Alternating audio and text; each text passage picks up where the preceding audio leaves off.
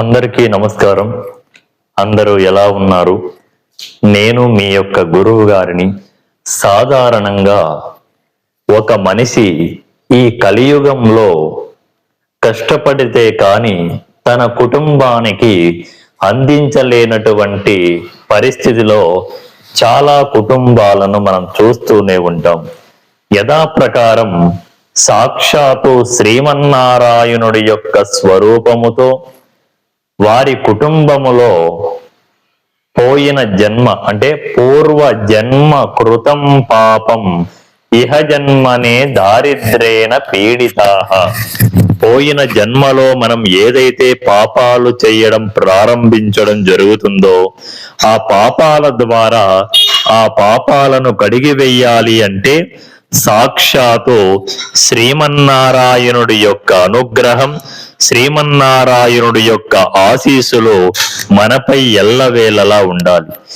మీరు ఈ వీడియోను చివరి వరకు మీరు వీక్షిస్తే ఈ కథ యొక్క ప్రభావం ఏంటి, ఇది కూడా మన జీవితంలో మన కుటుంబంలో ఎన్నో కష్టాలలో ఇది కూడా ఉపయోగపడుతుంది అని చివరి వరకు ఎవరైతే భక్తులు నా ఛానల్లో ఈ వీడియోను చూడడం ప్రారంభం చేస్తారో వారికి తప్పకుండా కూడా మీ జీవితాలు కూడా మారడం జరుగుతుంది.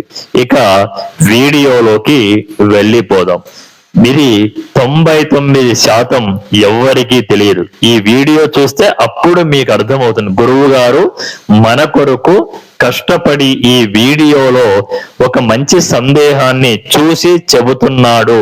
మన జీవితం, మన కుటుంబానికి, మన వంశస్థులకు, మనకు కూడా ఈ వీడియో ఉపయోగపడుతుంది అని చివరి వరకు చూసినప్పుడే కూడా ఆనందపడుతుంది.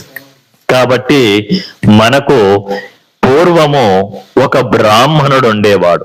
ఆ బ్రాహ్మణుడికి ఏమిటంటే అనేకమైనటువంటి వ్యాధులతో బాధపడుతూ ఉండేవాడట. ఆ బ్రాహ్మణుడికి స్వామివారి అనుగ్రహముతో దాదాపు 100 మంది ఒక తల్లి గర్భములో జన్మించి అందరూ చనిపోవడం జరిగిందట. ఆ కారణము చేత చివరిగా సంతానం కలిగేటువంటి బ్రాహ్మణుడు, స్వామి నాకు కుమారుడు పుడితే నేను తిరుమల దేవాలయానికి వస్తాను అని ఆమె మొక్కుకోవడం జరిగిందట. ఈ వ్యక్తి తల్లి గర్భములో సంతానం కలిగిన వెంటనే ఆ తల్లి తిరుమలకు వెళ్ళి తిరుమలలో స్వామివారిని దర్శించుకోవడం, దర్శన భాగ్యం కలగడం కూడా జరగడమైనదట. ఎందుకంటే భగవంతుడు కలియుగ ప్రభావమైన ఈ శ్రీ వెంకటనాథుడు యొక్క అనుగ్రహం భగవంతుడికి భక్తుడికి మధ్య ఉన్నటువంటి ఒక ప్రత్యేక మార్గదర్శకం ఏమిటి అంటే ఇదే. ఈ కథలో ప్రతి ఒక్కటి మీకు ఎక్స్ప్లెయిన్ చేయడం జరుగుతుంది. ఆ బ్రాహ్మణుడు సంతానమైంది. కొద్ది కాలంగా వివాహం కూడా పూర్తి కావడం కూడా జరగడమైనది. సంతానమై ఆ కొడుకుకు కూడా 2 పుత్రులు జన్మించడం జరిగింది. ఆ తల్లి కొద్ది కాలానికి అంతము మోక్షము పొంది మరియు మరణించడము కూడా జరిగింది.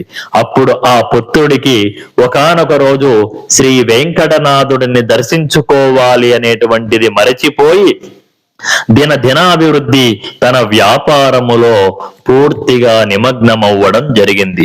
ఆ సందర్భములో వెంకటేశ్వర స్వామికి నేను ఇచ్చిన సంతాన సౌభాగ్యము కదా అని శ్రీవారు ఒక చిన్న పరీక్ష ఆ కుటుంబానికి పెట్టడం జరిగింది. ఆ తరుణంలో ఆ యొక్క కుటుంబంలో ఉన్నటువంటి పిల్లలకు కానీ తన భార్యకు కానీ ఆ వ్యక్తికి కానీ తినడానికి తిండి లేక చాలా బాధపడుతూ అనారోగ్యానికి గురి అవ్వడం జరిగిందట. ఏమిటి అనారోగ్యం? కుష్టి వ్యాధి రావడం జరిగిందట. ఆ వ్యక్తిత్వముతో ఆ వ్యక్తి అప్పటికైనా గుర్తించుకొని నాకు ఇంటి దేవుడు శ్రీవారు కదా, భగవంతుడి యొక్క దివ్య దర్శనానికి వెళితే భగవంతుడి అనుగ్రహం నాకు తప్పకుండా కలుగుతుంది అనేటువంటి ఆతృతతో అతను తిరుమల వెళ్ళడానికి చిల్లిగవ్వ డబ్బు కూడా లేదు.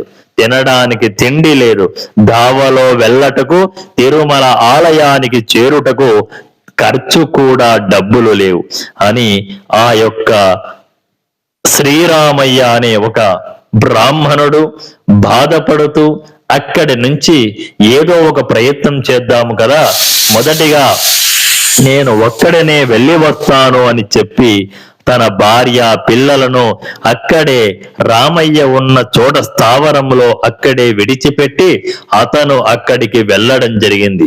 అక్కడికి వెళ్ళిన తర్వాత అతను పోతూ పోతూ ఉండు తిరుమల ఆలయంలో దగ్గరకు చేరుకున్నాడు. మార్గం మధ్యలో బస్సు ప్రయాణిస్తూ వెళుతూ ఉంది. ఆ వ్యక్తికి ఎక్కడ చూసినా ఆటంకాలనేటువంటివి జరుగుతూనే ఉన్నాయి. బస్సులో వెళుతుంటే ఆ బస్సు మధ్యలో కూడా నిలిచిపోవడం జరిగింది. రాత్రి 12:30 దాటిపోయింది. డ్రైవర్ కండక్టర్ దిగి బండిని చూస్తున్నారు. ఫిట్టింగ్ చేయడానికి మెకానిక్ కూడా దొరకలేదు. ఆ రాత్రి చీకటి ప్రాంతంలో భక్తులందరూ కూడా స్వామివారిని గోవిందా గోవిందా అంటూ గోవింద నామాలను మొరపెడుతున్నారు. ఆ క్షణంలో శ్రీ వెంకటనాథుడి యొక్క భక్తుడు కూడా అందులో ప్రవేశిస్తూ ఆ ప్రయాణం చేస్తూ ఉన్నాడు. కానీ ఆ సందర్భంలో వెంకటనాథుడికి శ్రీరాములు అనే బ్రాహ్మణుడికి అక్కడ ఆ బస్సులో భగవంతుడి దివ్యమైన దర్శనానికి వెళుతుండగా అక్కడ ఆ తరుణంలో కూడా వాళ్ళిద్దరూ కూడా స్వామివారి యొక్క గోవిందనామాలు పెడుతూ ఇక్కడ నుంచి కాలి నడక బాటలో శ్రీ వెంకటనాథుడి గర్భగుడి వరకు వెళ్ళడం కూడా జరిగింది. కాబట్టి అక్కడికి వెళ్ళి వస్తూ ఉండగా దారిలో ఒక వృద్ధుడు కనిపించడం కూడా జరిగింది. ఆ వృద్ధుడు ఈ విధంగా చెబుతున్నాడు, అయ్యా నేను చాలా రోజులైంది తినడానికి తిండి కూడా లేదు, కాబట్టి మీ యొక్క భోజనం ఏమైనా కాస్త పెడతారా అని అక్కడ ఉన్న వృద్ధుడు ఈ యొక్క రామయ్య వెంకటాచలపతి అనే వ్యక్తిని అడుగుతూ ఉన్నాడట. కాబట్టి ఇది భగవంతుడి యొక్క ప్రసాదం ఉంది, తినడానికి తిండి లేదు అని ఆ ప్రసాదం కొద్దిగా అతనికి ఇవ్వడం జరిగింది. అంతలో ఇంటికి తిరిగి కూడా రాగా ఇంటిలో ఇంటి పక్కననే ఉన్నటువంటి ఒక చిన్న పురవీధులలో వెంకటనాథుడి యొక్క మెరవని జరుగుతూ ఉంది. అయ్యా మహానుభావ, నేను తెలిసి తెలియక చేసిన పాపములను క్షమించవలయను, కాబట్టి క్షమించి కాపాడవలయను మహానుభావ అని భగవంతుడిని కూడా ఆ యొక్క వెంకట రామయ్య ఆచార్యులు భగవంతుడిని వేడుకొని అక్కడి నుంచి వెళ్ళిపోయారు. ఆ రోజు భగవంతుడి దివ్య దర్శనానికి వెళ్ళినటువంటి తరుణంలో భగవంతుడిని దర్శనము తద్వారా తాను వ్యాపారానికి వెళ్ళిపోవడం జరిగింది. ఇంత ప్రభావవంతమైన ఈ కార్యక్రమానికి ఎవరైతే ఈ కథను చివరి వరకు వింటారో వారికి అంత్యము కూడా శుభము కలుగుతుంది. వ్యాపార ఉద్యోగ వ్యవసాయాలలో కూడా సమస్త సౌభాగ్యములతో కూడుకొని సర్వము కూడా శుభప్రదము అగుతుంది. కాబట్టి ఎంత ప్రభావవంతమైన ఈ కథను ఎవరైతే చివరి వరకు దాకా వింటారో వారికి అంతా కూడా సర్వం సుఖ సంతోషములతో వర్ధిల్లి ఆయుహు ఆరోగ్యములతో వర్ధిల్లి వాళ్ళు అంత్యమున కూడా చివరి స్థాయిలో మోక్షము పొందెదరు. జయప్రదం. ఈ యొక్క ఛానల్లో ఈ వీడియో చూస్తున్న ప్రతి భక్తుడికి పేరు పేరు నా ధన్యవాదములు.